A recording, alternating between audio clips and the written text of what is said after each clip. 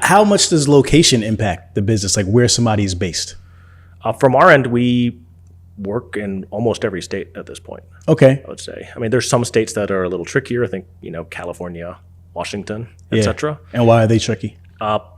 Because I think the standard for being an IC is a lot higher there. So I think we are very selective with the companies we work with in those states because we only want to work with folks that are truly treating the drivers as independent contractors. Okay. Yeah. But sort of like the other verticals you're saying, we do like, I'm trying to think what else is interesting on our, we do a lot of pharmaceutical and life science. Okay.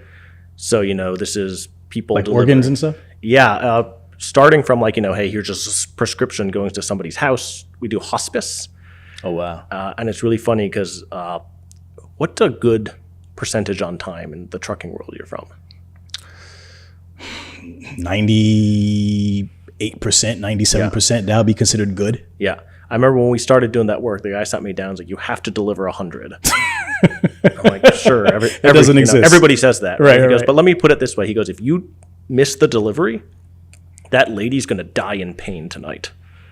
You're incentivized. Yeah. Damn. Right? He's just like, you mess it up, somebody's going to die in pain. Wow. Like, that sucks. That's Right? The bar is high. Man, that's a hell of a Right? high Yeah. bar right there. When somebody tells you that, it's like, all right, let me get my ass in the truck. Yeah. And in that world too, we'd be dealing with narcotics, right? So I think in that world also, like you just cannot lose a narcotic, right? So when we were doing our own delivery company, we had a driver pass out from heat stroke, and ambulance took her away.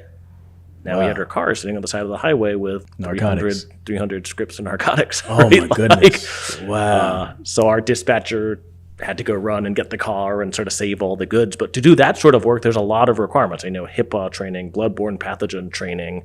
We're starting to see people start to deliver like radioactive compound drugs, right, for cancer patients. Yeah. We're starting to see a lot of like life science tests coming out. So, they're testing some new vaccine. They need to send a frozen vaccine syringe to thousands of houses, or they need to collect blood work back from all these people. So this is actually being sort of one of the big growth verticals in Final Mile, is very specific life science, pharmaceutical, hospital at home work.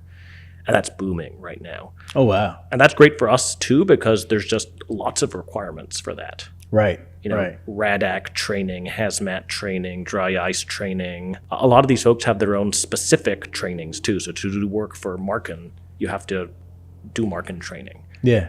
Right. So when I call about the sort of professionalization, as you said earlier, organs, right? If God forbid I die on the side of the highway and they want to take my organs to transplant to somebody else, that's a 1099 driver doing that.